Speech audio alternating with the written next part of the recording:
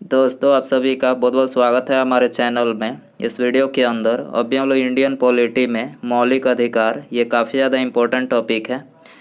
तो दोस्तों, आप इस वीडियो को बहुत ध्यान से लास्ट तक देखिए। चैनल पर नया है तो चैनल को सब्सक्राइब कर बेल आइकन यानी जो घंटे का निशान है उसे ज़रूर से ऑन कर दें। तो चलिए शुरू करते हैं। देखिए, यहाँ पर हमारा पहला क्वेश्चन दिया गया है, मौलिक अधिकार भारतीय संविधान के किस भाग में वर्णित है। तो देखिए, मौलिक अधिकार जो है ये भारतीय संविधान के भाग 3 और अनुच्छेद 12 से 35 तक में वर्णित है। आपको याद रखना है, भारतीय संविधान के भाग 3 और अनुच्छेद 12 से 35 तक में वर्णित है। इसके अलावा भाग 2 की बात करें तो देखिए, भाग 2 में जो है नागरिकता से संबंधित प्रावधान दिया गया है, जो कि अनुच्छेद 5 से 11 तक में वर्णित है। भाग 4 की बात करें तो देखिए, भाग 4 में राज्य के नीति निर्देशक तत्व दिया गया है, जो कि अनुच्छेद 36 से 51 तक में वर्णित है। इसके अलावा भाग 6 की बात करें तो इसमें राज्य से संबंधित प्रावधान दिया गया है, जो कि अनुच्छेद 152 से 237 मतलब अनुच्छेद 152 से 237 तक में जो है राज्य से संबंधित प्रावधान दिया गया। आपको याद रखना है। क्वेश्चन नंबर 2 है, मूल अधिकारों को सर्वप्रथम किस देश में संवैधानिक मान्यता प्रदान की गई। तो मूल अधिकार को सबसे पहले संयुक्त राज्य अमेरिका में जो है संवैधानिक मान्यता प्रदान की गई। करेक्ट आंसर बी हो जाएगा। क्वेश्चन नंबर 3 है, डॉक्टर भीमराव अंबेडकर ने भारतीय संविधान के किस भाग को सर्वाधिक आलोकित भाग बोला है। तो देखिए, डॉक्टर भीमराव अंबेडकर ने ये भारतीय संविधान के भाग 3 को जो है सर्वाधिक आलोकित भाग बोला है। करेक्ट आंसर ऑप्शन सी हो जाएगा। क्वेश्चन नंबर 4 है, मूल अधिकार मूल कहलाते हैं क्योंकि वह, तो देखिए, क्योंकि वह मानव के प्राकृतिक और अप्रतिदेय अधिकार है। ठीक है, मूल अधिकार मूल कहलाते हैं क्योंकि वह मानव के प्राकृतिक और अप्रतिदेय अधिकार है, इसलिए मूल कहलाते हैं। करेक्ट आंसर ऑप्शन डी हो जाएगा। क्वेश्चन नंबर 5 है, भारतीय संविधान के भाग 3 में कुल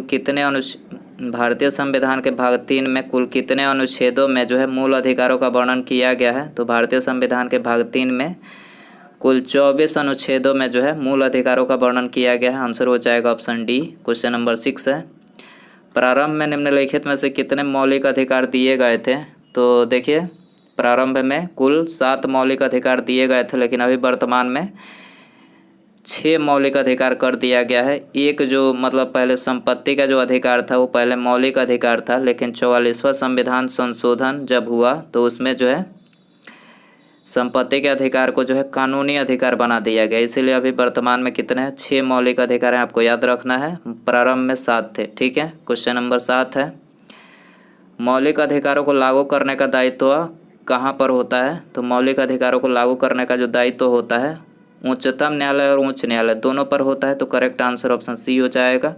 क्वेश्चन नंबर 8 है, मौलिक अधिकारों का निलंबन निम्नलिखित में से कौन कर सकता है। तो मौलिक अधिकारों का निलंबन जो है राष्ट्रपति कर सकते हैं। करेक्ट आंसर सी हो जाएगा। क्वेश्चन नंबर 9 है, मौलिक अधिकारों के बारे में सुनवाई करने का अधिकार निम्नलिखित में से किसको प्रदान किया जाता है। मौलिक अधिकारों के बारे में सुनवाई करने का जो अधिकार है ये सर्वोच्च न्यायालय को प्रदान किया जाता है। करेक्ट आंसर ऑप्शन ए हो जाएगा। भारतीय संविधान में उद्घोषित मौलिक अधिकारों में संशोधन किसके द्वारा किया जा सकता है। भारतीय संविधान में उद्घोषित मौलिक अधिकारों में संशोधन किसके द्वारा किया जा सकता है। तो ये केवल जो है संसद के द्वारा किया जा सकता है। करेक्ट आंसर ऑप्शन सी हो जाएगा। निम्नलिखित में से कौन से मामले उच्च न्यायालय तथा उच्चतम न्यायालय की अधिकारिता में आते हैं। निम्नलिखित में से कौन से मामले उच्च न्यायालय तथा उच्चतम न्यायालय की अधिकारिता में आते हैं। तो देखिए, ये आता है मूल अधिकारों का प्रवर्तन। ठीक है, मूल अधिकार का प्रवर्तन आता है। करेक्ट आंसर ऑप्शन सी हो जाएगा। क्वेश्चन नंबर 12 है, भारतीय संविधान के अंतर्गत मूल अधिकारों का संरक्षक निम्नलिखित में से कौन होता है। भारतीय संविधान के अंतर्गत मूल अधिकारों का संरक्षक निम्नलिखित में से कौन होता है। तो ये होता है न्यायपालिका। करेक्ट आंसर ऑप्शन सी हो जाएगा। क्वेश्चन नंबर 13 है, मौलिक अधिकारों के निलंबन का आदेश निम्नलिखित में से कौन दे सकता है। मौलिक अधिकारों के निलंबन का आदेश कौन दे सकता है। तो देखिए, राष्ट्रपति दे सकते हैं। करेक्ट आंसर ऑप्शन डी हो जाएगा। क्वेश्चन नंबर 14 है, मूल अधिकारों पर आवश्यक प्रतिबंध लगाने का अधिकार किसके पास है। मूल अधिकारों पर आवश्यक प्रतिबंध लगाने का अधिकार किसके पास है। तो यह है संसद के पास। करेक्ट आंसर बी हो जाएगा।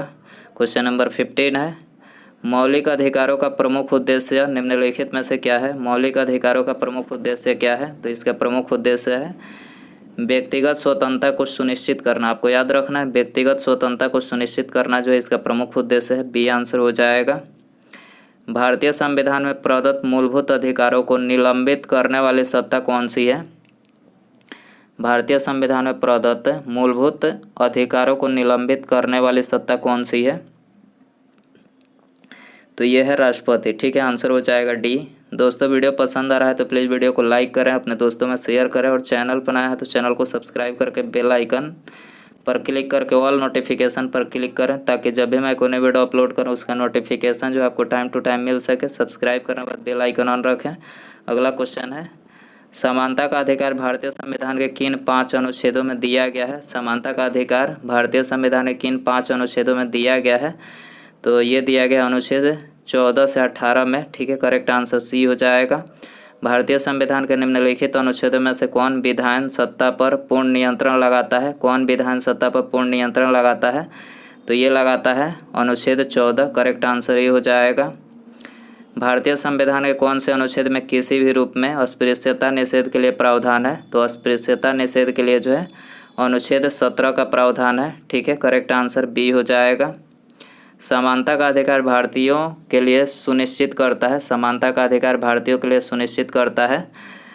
तो ये धार्मिक समानता, आर्थिक समानता और सामाजिक समानता, यहाँ पर उपयुक्त सभी यहाँ पर करेक्ट हो जाएगा। ठीक है, आंसर हो जाएगा डी। क्वेश्चन नंबर 21 है, संविधान के किस अनुच्छेद के प्रावधानों के अंतर्गत भारत सरकार द्वारा भारत रत्न, पद्म विभूषण आदि अलंकरण प्रदान किए जाते हैं? किस अनुच्छेद के अंतर्गत किए जाते हैं? तो ये किए जाते हैं अनुच्छेद 18 के अंतर्गत। करेक्ट आंसर बी हो जाएगा। 1995 में पारित अस्पृश्यता अपराध अधिनियम को वर्तमान में किस नाम से जाना जाता है? तो वर्तमान में जो है सिविल अधिकार संरक्षण अधिनियम के नाम से जाना जाता है। करेक्ट आंसर डी हो जाएगा। भारत का संविधान स्पष्टतः प्रेस की आज़ादी की व्यवस्था नहीं करता है, किंतु यह आज़ादी अंतर्निहित है। किस अनुच्छेद में है? तो देखिए यह है अनुच्छेद 19(1) में। ठीक है, तो करेक्ट आंसर ऑप्शन ए हो जाएगा। स्वतंत्रता का अधिकार भारतीय संविधान के किन अनुच्छेदों में वर्णित है? स्वतंत्रता का अधिकार भारतीय संविधान के किन अनुच्छेदों में वर्णित है? तो देखिए ये वर्णित है अनुच्छेद 19 से 22 तक में। करेक्ट आंसर बी हो जाएगा। अनुच्छेद 19 में वर्णित स्वतंत्रताएँ निम्नलिखित में से किसको प्राप्त है? अनुच्छेद 19 में वर्णित स्वतंत्रताएँ निम्नलिखित में से किसको प्राप्त है? तो देखिए ये प्राप्त है केवल भारतीय नागरिकों को, केवल भारतीय नागरिकों को प्राप्त है। करेक्ट आंसर सी हो जाएगा।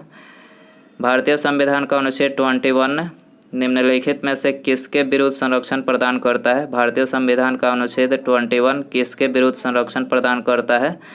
तो ये कार्यपालिका तथा विधायिका दोनों के विरुद्ध जो है संरक्षण प्रदान करता है। करेक्ट आंसर ऑप्शन डी हो जाएगा। भारत के संविधान का निम्नलिखित में से कौन सा अनुच्छेद प्रेस की स्वतंत्रता से संबंधित है? तो प्रेस की स्वतंत्रता से अनुच्छेद 19 संबंधित है। करेक्ट आंसर ऑप्शन ए हो जाएगा। निम्नलिखित में नागरिकों का स्वतंत्रता संबंधित सही अधिकार कौन सा है? नागरिकों का स्वतंत्रता संबंधित सही अधिकार कौन सा है? तो यह है भाषण तथा विचार व्यक्त करने की स्वतंत्रता। भाषण तथा विचार व्यक्त करने की स्वतंत्रता है। करेक्ट आंसर सी हो जाएगा। प्रेस की स्वतंत्रता निम्नलिखित में से किस अधिकार में निहित है? प्रेस की स्वतंत्रता किस अधिकार में निहित है? तो ये भाषण स्वतंत्र, ठीक है, इसमें निहित है। करेक्ट आंसर बी हो जाएगा। निम्नलिखित में से कौन मौलिक अधिकार नहीं है? तो करेक्ट आंसर सी हो जाएगा। हड़ताल पर जाने का जो अधिकार है ये मौलिक अधिकार नहीं है। ठीक है, इसके अलावा बोलने का अधिकार, व्यवसाय का अधिकार और धर्म का अधिकार, ये तीनों अधिकार जो है मौलिक अधिकार हैं। भारतीय संविधान का कौन सा अनुच्छेद व्यक्ति के विदेश यात्रा के अधिकार को संरक्षण प्रदान करता है? भारतीय संविधान का कौन सा अनुच्छेद व्यक्ति के विदेश यात्रा के अधिकार को संरक्षण प्रदान करता है? तो ये है 21 21वां जो अनुच्छेद है ये व्यक्ति के विदेश यात्रा के अधिकार को संरक्षण प्रदान करता है। करेक्ट आंसर सी हो जाएगा।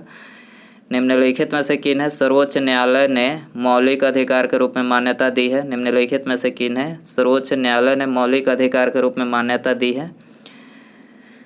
तो मौलिक अधिकार के रूप में जो है यहाँ पर तीनों को दी है, ठीक है।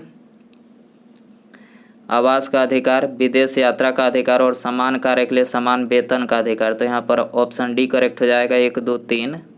क्वेश्चन नंबर 33 है, भारतीय संविधान में प्रदत्त स्वतंत्रता का अधिकार के संबंध में निम्नलिखित में से कौन सा कथन सत्य नहीं है। तो यहाँ पर पहला जो कथन दिया गया है, भाषण व अभिव्यक्ति की अबाधित स्वतंत्रता, ठीक है। ये कथन जो है प्रदत्त स्वतंत्रता के अधिकार के संबंध में जो है संविधान में, मतलब स्वतंत्रता के अधिकार के संबंध में ये कथन गलत है, ठीक है। अगला क्वेश्चन है, भारतीय संविधान के किस अनुच्छेदों में शोषण के विरुद्ध अधिकार वर्णित है। भारतीय संविधान के किस अनुच्छेदों में शोषण के विरुद्ध अधिकार वर्णित है। तो ये है अनुच्छेद 23 से 24 में, ठीक है। अनुच्छेद 23-24 में जो है शोषण के विरुद्ध अधिकार वर्णित है। मौलिक अधिकारों के अंतर्गत कौन सा अनुच्छेद बच्चों के शोषण से संबंधित है। बच्चों के शोषण से कौन सा अनुच्छेद संबंधित है। तो यह है अनुच्छेद 24, ठीक है। अनुच्छेद 24 वर्णित है, डी आंसर हो जाएगा। भारत के संविधान के अंतर्गत किस आयु के बालक को किसी खान अथवा अन्य संकटमय सेवा में लगाए जाने का प्रतिषेध किया गया है। भारत के संविधान के अंतर्गत किस आयु के बालक को किसी खान अथवा अन्य संकटमय सेवा में लगाए जाने का प्रतिषेध किया गया है। तो ये 14 वर्ष से कम जो उम्र के बच्चे हैं, मतलब बच्चे हैं, उनको खान अथवा अन्य संकटमय सेवा में लगाए जाने का जो है प्रतिषेध किया गया है। तो ऑप्शन यहाँ पर करेक्ट हो जाएगा। कारखानों अथवा खानों में कोई व्यक्ति नियुक्त नहीं किया जा सकता जब तक उसकी आयु कम से कम ना हो। तो देखिए उसकी आयु, ये तो मैंने अभी बताया कि 14 वर्ष ना हो तब तक जो है कारखानों अथवा खानों में कोई व्यक्ति जो है नियुक्त नहीं किया जा सकता, ठीक है। भारतीय संविधान के अनुसार किसी व्यक्ति को जिसे गिरफ्तार अथवा बंदी किया जाता है सबसे नज़दीकी मजिस्ट्रेट के समकक्ष कितने समय के अंदर उपस्थित होना होता है।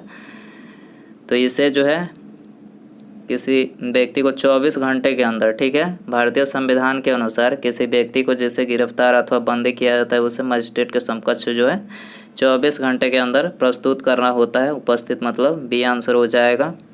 क्वेश्चन नंबर 39 है, धार्मिक स्वतंत्रता का अधिकार संविधान में किन अनुच्छेदों में वर्णित है। धार्मिक स्वतंत्रता का अधिकार, तो ये भारतीय संविधान के अनुच्छेद 25 से 30 तक में जो है वर्णित है, डी आंसर हो जाएगा। उसके बाद यहाँ पर हमारा अगला क्वेश्चन है, भारतीय संविधान का अनुच्छेद 25 निम्नलिखित में से किससे संबंधित है। वेरी इंपॉर्टेंट क्वेश्चन है, आपको बताना है कि अनुच्छेद जो 25 है वो किससे संबंधित है। ऑप्शन है आपके पास समानता के अधिकार से, संपत्ति के अधिकार से, धर्म की स्वतंत्रता से या फिर अल्पसंख्यकों की स्वतंत्रता से।